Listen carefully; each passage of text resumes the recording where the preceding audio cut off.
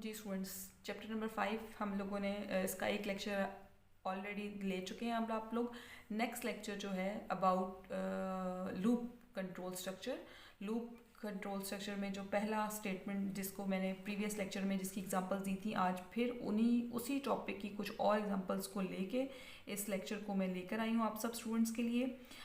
आपकी बुक के अकॉर्डिंग ये प्रोग्राम नंबर 3 है और प्रोग्राम नंबर 3 कहते हैं कि आपके पास 1 से लेके 100 तक कुछ डिजिट्स हैं। आप उनके अंदर जितने भी ऑड नंबर हैं आप उन ऑड नंबर का सम प्रिंट करके दें। ठीक है, ऑड नंबर कौन से होते हैं? ऑड नंबर जो 2 पे डिवाइड नहीं होते आप उनको ऑड नंबर कहते हैं। ऑड नंबर लाइक 0, 1, 3, 5, 7, 9, 11 ये सब आपके ऑड नंबर हैं। ये वो नंबर्स हैं जो 2 से डिवाइड नहीं होते। अब हमने ये नंबर, इन सारे नंबर्स को लेना है, लेकिन इन सारे नंबर्स का आपने सम प्रिंट करवाना है। ठीक है, तो आपके सामने एक एग्जांपल है जिसमें आपको पता है ये आपकी हेडर फाइल है। यहाँ पे फंक्शन की डिक्लेरेशन हुई है, यहाँ पे इस स्टेटमेंट में वेरिएबल की डिक्लेरेशन हुई है। स्टार्टिंग में सबसे पहले आपने सम को असाइन कर दी है वैल्यू 0। फॉर लूप लगा हुआ है। फॉर लूप के सिंटैक्स के अकॉर्डिंग ये पहली चीज़ जो होती है इसको बोलते हैं आप इनिशियलाइजेशन, इसको आप बोलते हैं कंडीशन और इसको आप कहते हैं इंक्रीमेंट। इंक्रीमेंट और या आप इसको कहते हैं इंक्रीमेंट। यस, सम की ये वो स्टेटमेंट है, ये मेन स्टेटमेंट है जो इस पूरे लूप को चलाएगी। कंडीशन इस बॉडी ऑफ द लूप में चेक होगी। और प्रिंट एफ ये वो स्टेटमेंट है जो आपकी आउटपुट लिख के दिखाएगी आपकी स्क्रीन पे, आउटपुट स्क्रीन पे। चलिए जी, अब हम लूप को चलाते हैं। j इज इक्वल टू 1 सबसे पहले कंडीशन में चला जाएगा। j की वैल्यू असाइन हो जाएगी 1। 100 से लेस है, जी हाँ 100 से लेस होता है। कंडीशन आ जाएगी यहाँ पे। ठीक है, तो सम में अभी वैल्यू क्या पड़ी हुई है? 0। 0 प्लस 1, 0 प्लस 1 1 आएगा। इट्स मीन सम में अब वैल्यू स्टोर क्या हो जाती है आपके पास? 1 की। अब ये 1 लेट्स सपोज आपके पास ऐड हो गया, 1 सम में आंसर स्टोर हो गया इस सम में। देन फिर यहाँ पे चला जाएगा j के पास, j प्लस 2 यानी कि 1 की वैल्यू में 2 का ऐड कर देगा। 2 प्लस 1 कितना होता है? 3। 3 कंडीशन चेक करेगा, 3 is less than 100। Yes, 3 less than 100 होता है। सम में पहले 0 था लेकिन सम में अब वैल्यू क्या स्टोर हो गई थी? 1।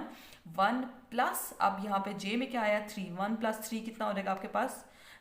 4। यहाँ पे आपके पास 4 वैल्यू आ गई है। 1 प्लस 3, यस 4। अब दोबारा यहाँ पे चले जाएं, ये j को क्या करेगा? इंक्रीमेंट करेगा। पहले आपका j हो गया था 3, अब j 3 प्लस 2 कर देंगे तो क्या आ जाएगा आपके पास? 5। यहाँ पे आ जाएगा 5 और ये 5 चेक करेगा कंडीशन को, 5 लेस देन 100 है, जी हाँ होता है। तो अब क्या करेगा इस सम में? सम की वैल्यू ऑलरेडी क्या स्टोर हो चुकी है? 4 और j में क्या वैल्यू आ गई है? 5। तो 4 प्लस 5 कितना हो जाएगा? 9। इट्स मीन अब सम का आंसर क्या हो चुका है? 9। फिर दोबारा लूप चलेगा यहाँ पे और यहाँ पे जाके अब j की कंडीशन चल रही थी 5 की, अब 5 प्लस 2 हो जाएगा। तो 5 प्लस 2 कितना होता है? 7। यहाँ पे 7 चेक होगा। 7 लेस देन 100 है, हाँ जी 7 लेस देन 100 होता है। सम में पहले क्या वैल्यू स्टोर हुई थी? 9 और j ऊपर से क्या दे रहा है? 7। तो 9 प्लस 7, इस तरीके से ये पूरा लूप चलता रहेगा। 9 प्लस 7, नेक्स्ट जो भी डिजिट आएगा वो यहाँ पे। इट्स मीन यहाँ पे j का इंक्रीमेंट हो रहा है और यहाँ पे सम अपनी वैल्यू का इंक्रीमेंट करवा के ये कंबाइन रिलेशनशिप 1 से लेके 100 तक की सारी काउंटिंग को चेक करता जाएगा। जब करता जाएगा तो ये यहाँ पे लास्ट में 99 जो ऑड नंबर है वहाँ तक चलेगा और आपके पास लास्ट में आंसर आएगा 2500।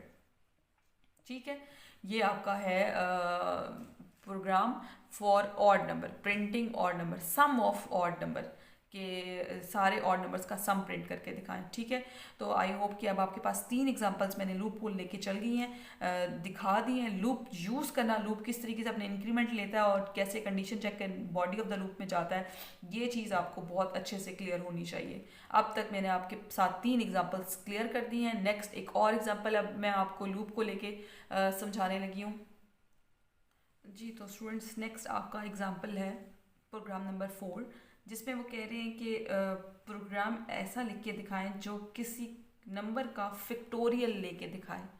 अब सबसे पहली बात, फैक्टोरियल क्या होता है? फैक्टोरियल को रिप्रेजेंट किया जाता है, लाइक आपसे क्वेश्चन आता है 5 का फैक्टोरियल लेके दिखाएं, तो फैक्टोरियल को सॉल्व किस तरह किया जाता है। अब ये 5 आपका हाईएस्ट नंबर है, 5 से पीछे वाले जितने नंबर होंगे आप उन सबको लिख के देंगे 1 multiply by 2 multiply by 3 multiply by 4 multiply by 5। अब ये 5 का फैक्टोरियल है कि 5 से प्रीवियस वाले जितने डिजिट्स हैं उनको आप मल्टीप्लाई की फॉर्म में लिख देते हैं, उसको आप कहते हैं वो आपका फैक्टोरियल है। अब आप इन सबको जब मल्टीप्लाई करते हैं तो आपका आंसर आता है 120। सिमिलरली अगर आपसे कहा जाए कि जी 4 का फैक्टोरियल लेके दिखाएं, तो 4 से पहले वाले जो मल्टीप्लायर हैं 1 multiply by 2 multiply by 3 multiply by 4, तो ये इन सबको जो मल्टीप्लाई करके आंसर आता है वो आपका आंसर होता है, वो आपका फैक्टोरियल होता है। ठीक है, सबसे पहले आपने फैक्टोरियल का कॉन्सेप्ट ले लिया, अब आपने यही काम करना है। आपकी गिवन एग्जाम्पल में 5 का फैक्टोरियल फाइंड करके दिया हुआ है। ठीक है, बार बार मैं स्टेटमेंट को बिल्कुल एक्सप्लेन नहीं करूँगी, जस्ट अब वर्ड्स यूज़ किया करूँगी आपको। आई होप कि अगर आपने लेक्चर चैप्टर 3 का लेक्चर अच्छे से लिया हुआ है और सुना हुआ है तो आपको सब कुछ पता चल रहा होगा इस स्टेटमेंट में किस का क्या पर्पस है। सबसे पहले ये आपकी हेडर फाइल है, ये आपकी फंक्शन की डिक्लेरेशन है, ये आपके वेरिएबल्स की डिक्लेरेशन है, इंट आपकी डाटा टाइप है, n j and fact factorial को रिप्रेजेंट कर रहा है, ये आपके वेरिएबल्स हैं 3। ठीक है, प्रिंट एफ की ये स्टेटमेंट होती है, इसको आप आउटपुट स्टेटमेंट बोलते हैं और इसको भी आउटपुट स्टेटमेंट बोलते हैं। इस पूरे प्रोग्राम में 2 आपकी आउटपुट स्टेटमेंट है, और स्कैन एफ ये आपकी इनपुट स्टेटमेंट होती है। जो आपकी आउटपुट स्टेटमेंट है इसके अंदर जो भी लिखा हुआ डिजिट होता है आप उसको सेम एज इट इज़ लिखवाते हैं आउटपुट में। ये बार बार मैं चीज़ रिपीट करती हूँ, स्केप सीक्वेंस लगा हुआ है और आउटपुट में कभी भी स्केप सीक्वेंस को नहीं लिखा जाता, सिंपल लिखा जाता है इंटर आ नंबर, और जो नंबर आप इंटर करेंगे जैसे ही प्रोग्राम लिखने के बाद अपने कीबोर्ड से, तो उसकी फ़ौरन से फैक्टोरियल निकल के आ जाएगा। लेट्स सपोज यहाँ पे इंटर नंबर 5 करते हैं तो उसका फैक्टोरियल आ जाएगा अगर आप इसको प्रोग्राम को इम्प्लीमेंट करेंगे। इनपुट स्टेटमेंट में आपका एक फॉर्मेट स्पेसिफायर यूज़ हुआ हुआ है और %n फॉर्मेट स्पेसिफायर का काम आपको पता है, n की वैल्यू को स्टोर कराना, और % का मतलब n की वैल्यू को जो उसकी गिवन वैल्यू है उसको असाइन करना। फैक्टोरियल 1 है, 1 से शुरू कर रहे हैं जी। Let's suppose j is equal to 1 लिया है, 1 चेक करेगा कंडीशन को, 1 less than equal than n के है, और n मैंने क्या लिया हुआ है 5। 1 इज लेस देन और इक्वल देन 5, जी हाँ बिल्कुल 5 से लेस है, तो यहाँ पे मल्टीप्लाई हो जाएगा। फैक्टोरियल में वैल्यू क्योंकि मैंने पुट की हुई है 1 मल्टीप्लाई बाय 1, तो आपके पास क्या आंसर आएगा अभी 1। ठीक है, इसके बाद नेक्स्ट चले जाएं। जे में इंक्रीमेंट हो रहा है सिंगल 1 का, तो जे में इंक्रीमेंट 1 का हो रहा है, यहाँ पे आ जाएगी आपके पास वैल्यू 2 चेक होगा, 2 लेस देन और इक्वल देन n मैंने बताया हुआ है आपको कि वो मैंने 5 पुट किया हुआ है, 2 लेस देन 5 है, जी हाँ 2 लेस देन 5 होता है। यहाँ पे आ जाए 1 में पहले पास आपके पास वैल्यू सेव है 1 मल्टीप्लाई 2 हो जाएगा, तो आपके पास आंसर क्या सेव हो जाएगा अब यहाँ पे 2। दोबारा जे में चले जाएं, अब दोबारा 2 से अब जे इंक्रीमेंट कर देगा 3, यहाँ पे 3 की कंडीशन चेक होगी, 3 लेस देन और इक्वल देन 5 है, हाँ जी है। यहाँ पे आ जाए आप फैक्टोरियल में, यहाँ पे क्या सेव था 2, और जे में क्या वैल्यू आ गई है 3 2s आर 6, यहाँ पे आपके पास वैल्यू क्या सेव हो जाएगी 6 की। यहाँ पे जे में दोबारा चले जाएं, जे में पहले वैल्यू थी 3, अब जे में एक और वैल्यू ऐड हो जाएगी +1, तो यहाँ पे आपके पास क्या आ जाएगा जे 4। ठीक है, 4 लेस देन 5 है, हाँ जी होता है।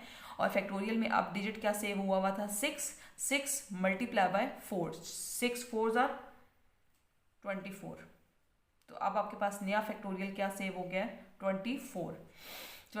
अब जे में फिर इंक्रीमेंट करें, पहले 4 सेव हुआ था, अब 4 + 1 हो जाएगा एक और डिजिट, तो यहाँ पे क्या आ जाएगा आपके पास 5 मल्टीप्लाई बाय 5 लेस देन और इक्वल देन 5 है, हाँ जी है। फैक्टोरियल में अब डिजिट यहाँ पे क्या सेव हुआ है आपके पास, फैक्टोरियल में क्या आपके पास डिजिट सेव हुआ है 24, और जे में आपके पास क्या वैल्यू आ रही है 5। 24 को जब आप 5 से मल्टीप्लाई करेंगे तो आपके पास क्या आंसर आ जाएगा 120। और फिर इसके बाद जे में इंक्रीमेंट अगेन होगा और यहाँ पे कंडीशन चेक होगी 6 की।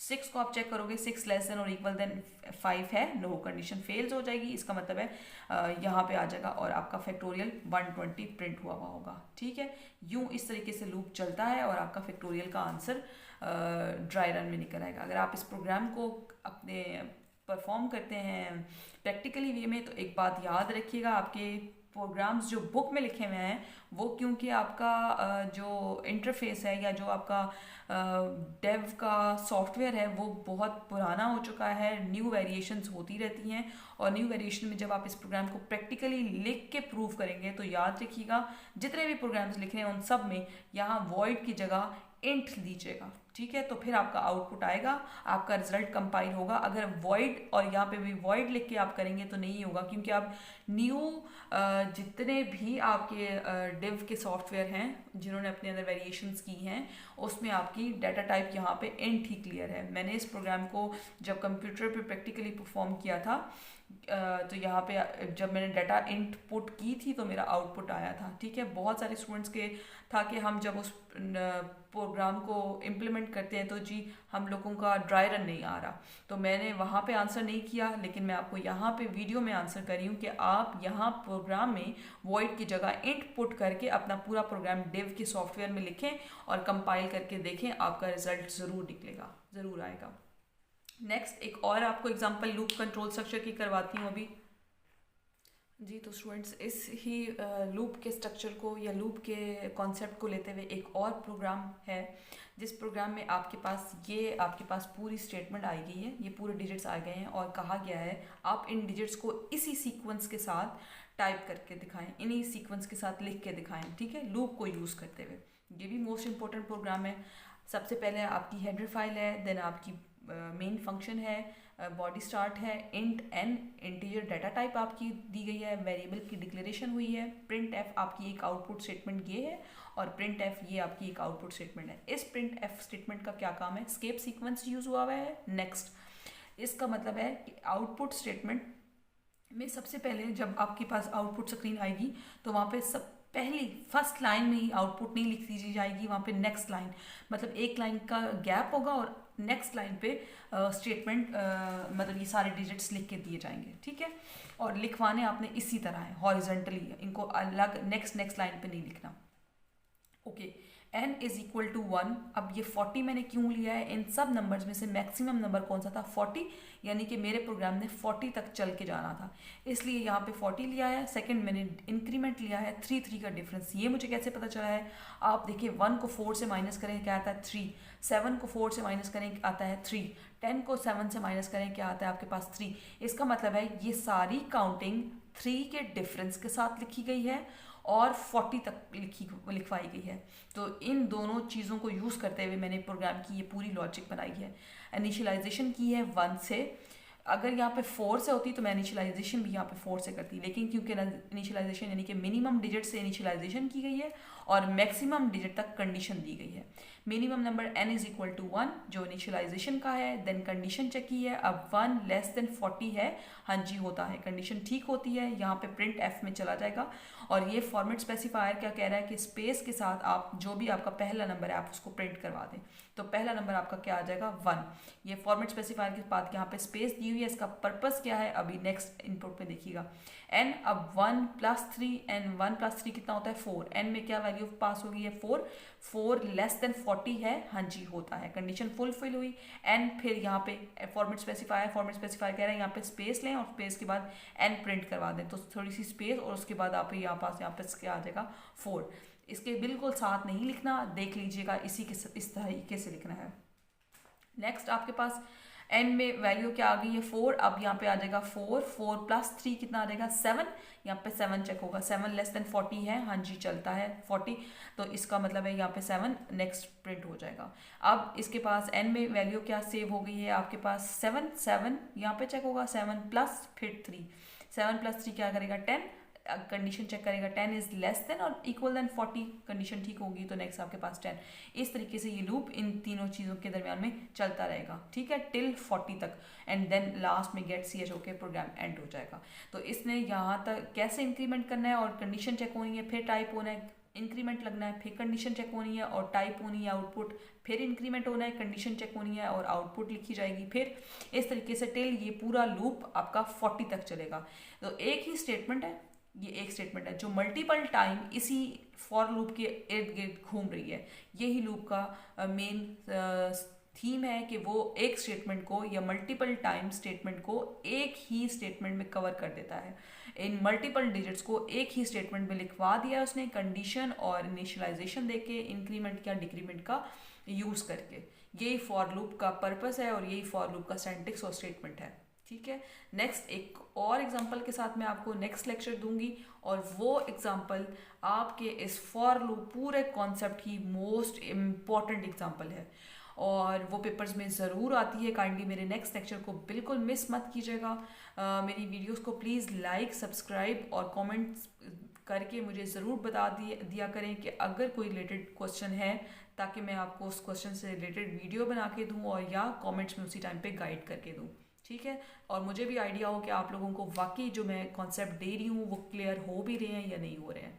Thank you so much. आज की इस वीडियो का यहीं पे एंड करेंगे, और नेक्स्ट एग्जांपल के साथ, नेक्स्ट लेक्चर के साथ कल दोबारा एक अपलोडिंग की जाएगी। अल्लाह हाफ़िज़।